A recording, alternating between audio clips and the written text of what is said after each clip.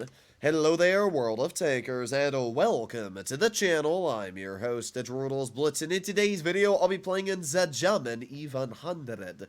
This is a big old box, and that's really about as far as it gets when it comes to the armor of this vehicle. It's pretty easy to angle, kind of like the Tiger down at tier 7.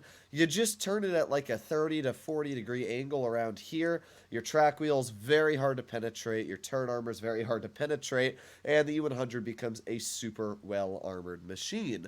I would honestly say that currently the E100 is at the strongest and most armored point it's ever been in World of Tanks Blitz. I think its DPM is worse than it used to be. It got nerfed. However, what got buffed was its traverse speed and more specifically the frontal turret armor up to about 320, 330 millimeters thick on flat. That means any mediums aiming at the E100 are not going to be able to penetrate it, which is quite strong when you think about that in reality. It means that mediums are no longer a real threat for this vehicle frontally. So the main thing that the E100 is going to have to worry about is tank destroyers and other high penetration heavies, which this battle we actually do have 3 of, 2 E100s and an IS-4. But now we come into the RNG factor of if they're running gun rammer or calibrated. If the enemy is running gun rammer, they're going to have a very hard time penetrating me. If they're running cali, they're not, which is just another factor to come into the equation. Now, I'm not sure. There you go. I was going to say I'm not sure where the enemy E100s are, but perfect. Angled it out of the last second there. I was pretty sure he was going to shoot fairly soon, so we were able to angle that shot, get a nice pen for 617 in. And already you can see where the E100 works pretty dang well. Now, the enemy players are not in platoon, even though I thought maybe for a second they were. And we got shot by a camping E100. Ooh, boy. Alright, well, let's make our way over here. Get a nice shot into that enemy once again. And with that, ooh, boy, that E100's probably not enjoying this all too much. The WZ-113 just needs to pen the shell, which he did. Not too bad. And we got hit by an FE2 and 5B183. Now, my teammate is blocking me, but we were still able to back up. And, ironically, even though we've been hit by 2 very high alpha shells, we still have 1,500 hit points left. This is just what makes the E100 such a powerful vehicle, is the fact that you can get hit by a huge, huge shell and just kind of shrug it off. I mean, we've already dealt 2,600 damage, which is quite a lot when you think about it, and, well, we're just reloading at this point. Now, I do have a lot of health left, which is the good news. We've got the IS-4 right here, and obviously, I don't like 183s, so I'm going to focus that guy first. I don't want to deal with that. We're going to make our way off to this side and start pushing on this C-100 here. I think it should be a pretty easy chunk to get. Now, I think we might lose this if I'm taking a look at the other side of the map while this is going on. We can very easily see that, oh boy, my team's not doing great. Hopefully, the 1-2-1 finishes off the teammate, or the enemy, but the problem is this 1-2-1 should have been dealing with medium side, so at this point, not a very good game going for our team. We do have the E50M all the way to the side, and fire! Oh, I saw that one bounce. I know for a fact that that shell did not penetrate that E50M, but I'm really the only hope and chance we have of winning this, so I'm going to try my best here. We obviously know that the Vickers is capturing base A, and has captured base A. We know where the E50M is, and we know, where the grill is, because we just lost 532 health. How fun. But there's not much I can really do here. The good news is that because that grill shot me, he did get detected and lose 300 health. What I'm going to do is the only logical decision I think I can make, which is make my way up towards base B. Because if I can get up to base B, oh boy, of course, now the Vickers is shooting me.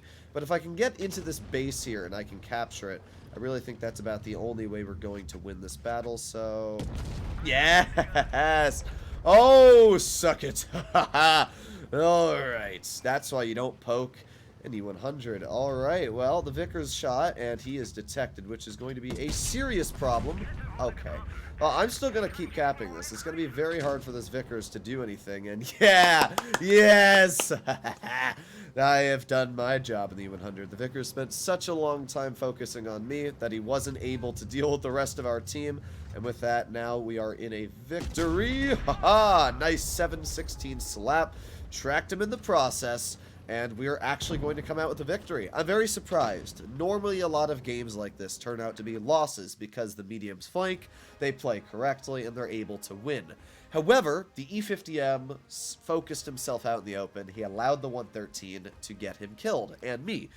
The grill shot got detected and allowed the 121B to get him pushed back, and the Vickers Light was so focused on me that he didn't deal with the lower health vehicles. So, not a bad battle at all. I was able to deal 4,400 damage, and this 113 actually did a pretty decent job of 5,166. I do think that the 113 should have played a bit smarter in that battle with his hit points, because he would have been a lot healthier late game if he had just let me tank a couple shots more. But either way, you can see where the E100 feels so dang strong. We got shot by an E100 and a 183 and still had half of our health left, and then was still able to get shot by the grill, the E50M, and the Vickers Light and survive the battle. There's not many tanks you can really say that can do that, and the thing about this tank now is that, yeah, the mouse does have more hit points, and the mouse has armor in a lot of spots, but honestly, the mouse's armor is not as good as the E100's frontally at this point. I would much rather be fighting a mouse frontally, loading premium, than fighting an E100, because at the end of the day, the mouse is only going to hit me for 460, and if I'm in a fairly armored vehicle, it's only going to hit me for 390. If I'm up against an E100, not only does it have more pen than a mouse, but it's also going to hit me a lot harder than a mouse. So that's the thing how it always is. I would much rather fight an E100, or much rather fight a mouse than an E100. I mean, look at that. 654 slap into that 60 TP. Already, that player is, well, not very healthy, to be completely honest, but we're just going to keep on making our way over towards base A and see if we can get some chunks out. The 183 has already been spotted, so has the 268, all the way far line.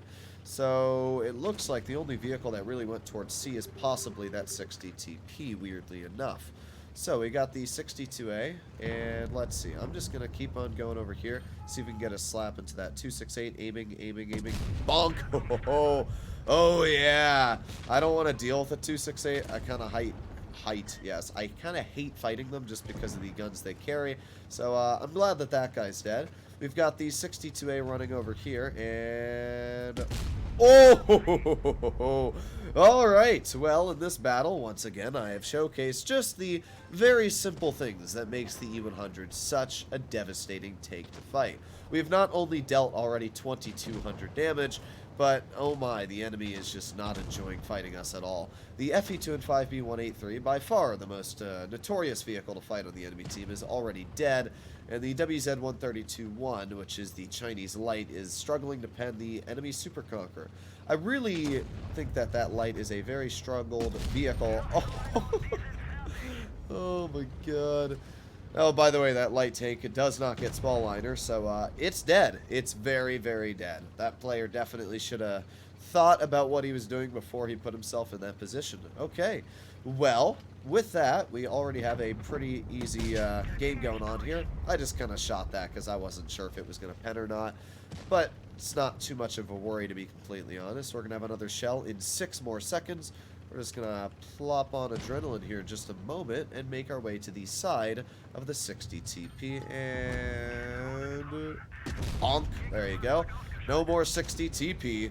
Okay, well, we got the Object 263 and the IS-4. Well, not really sure which one I'm going to go for. I'm just going to shoot a shell into the Object 263, and bonk. There you go.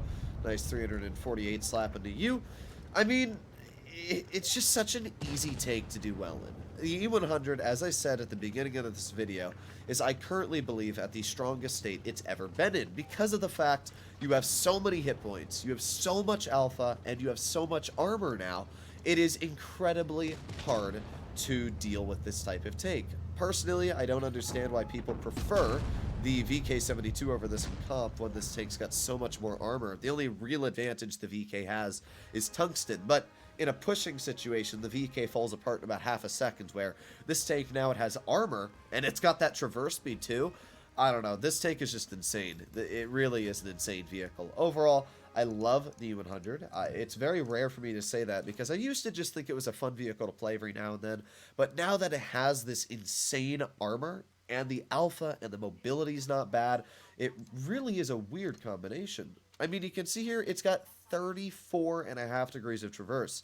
Compare that to the VK72, the other German super heavy. It's got 28 degrees a second. That is a 6-degree difference. Even a vehicle like the M6 Show, a very lighter, heavy tank, has 33 degrees a second. So this tank traverses the same as a tank that weighs probably double it. It's a little weird. Either way, hopefully you enjoyed today's video, and if you'd like to see more like it, please consider smashing that subscribe button down below. I'll see you in the next one. Bye-bye.